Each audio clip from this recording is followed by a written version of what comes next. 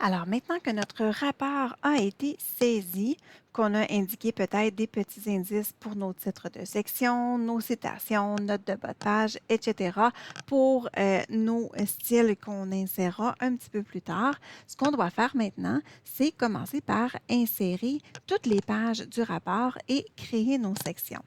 Par là, j'entends que premièrement, on va créer nos pages liminaires, par exemple la page de présentation et la table des matières qui sont des pages liminaires obligatoires. Au sujet des pages liminaires d'ailleurs, je vous présente d'ailleurs ici donc les pages liminaires, la façon dont elles devraient être présentées.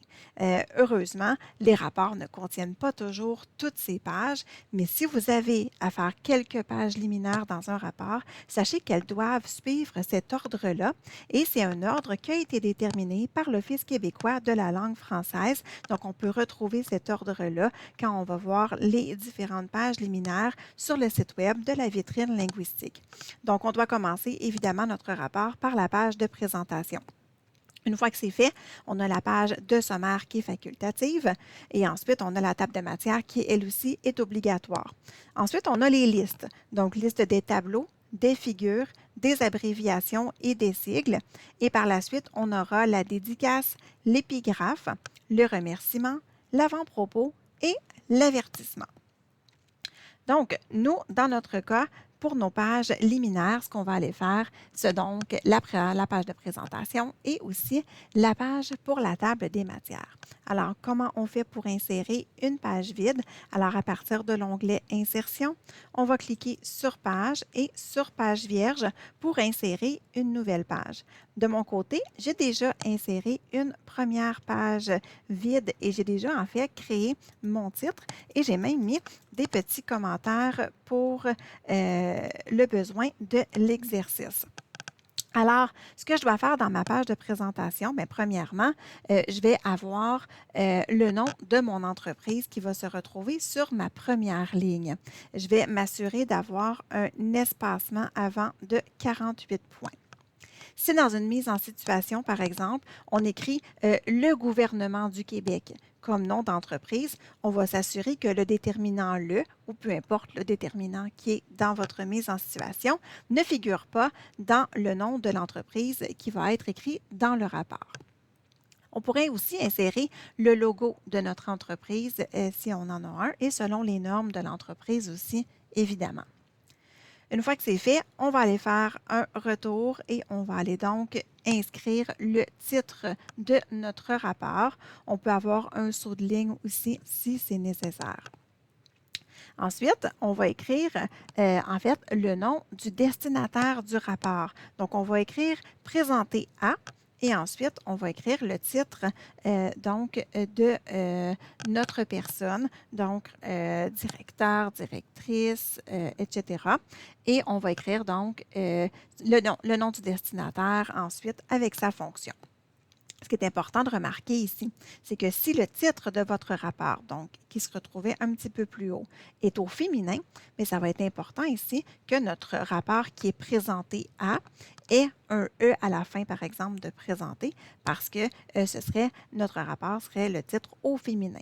Donc, bien important de penser à bien accorder le mot présenter. Une fois que c'est fait, on va aller donc chercher notre auteur, donc la personne qui va avoir rédigé, qui va avoir fait créer le rapport. Alors, on va écrire donc par et ensuite, on va avoir le nom de l'auteur ainsi que sa fonction et on va mettre un saut de ligne pour écrire la fonction de l'auteur. Dernière ligne, ce sera le lieu et la date. Et on va mettre un espacement après de 48 et on va s'assurer que notre saut de section page suivante est sur la même ligne que le lieu et la date. Autre chose à faire aussi, c'est de s'assurer au niveau de la mise en page que notre page a un alignement vertical justifié et ensuite que le reste de notre texte est centré. Alors voilà pour la mise en page de notre page de présentation. Une fois que c'est fait, bien, on va pouvoir aller insérer une deuxième page. Donc, je retourne à Introduction, je vais aller dans Insertion, Page et je vais insérer une page vierge encore. Donc, ma page vierge va se retrouver donc entre mon introduction et ma page de présentation. Et ce sera en fait ma table des matières.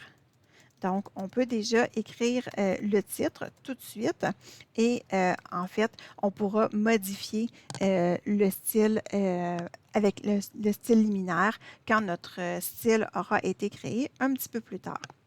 Et ce que je vais faire, en fait, c'est que je vais supprimer le saut de page qui est là, parce qu'après la table des matières, bien, on ne veut pas voir un saut de page, on va voir un saut de section.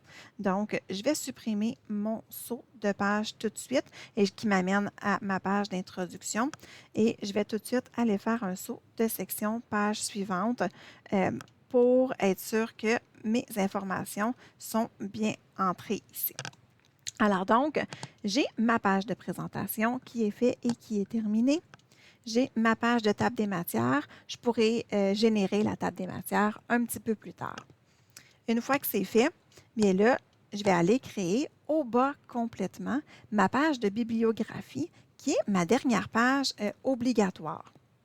Donc, après ma conclusion, je m'assure d'insérer un saut de section et ensuite, je vais créer une deuxième page et encore là, eh bien, je pourrais tout de suite écrire le titre de ma bibliographie auquel j'appliquerai le style de titre de section un peu plus tard lorsque le style aura été soit créé, soit modifié.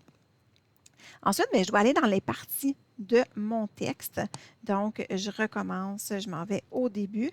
Et là, j'avais remarqué, j'avais déjà placé à certains endroits dans mon texte si j'avais un titre de section, si ça allait être un titre 1, titre 2, titre 3. Donc, je m'étais déjà laissé des indices pour faire la mise en page ou débuter la mise en page de mon texte. Donc, je sais que mon introduction, c'est un titre section et en fait, je l'ai déjà placé parce que j'ai ma table des matières ici. Donc, j'ai déjà un saut de section qui est fait.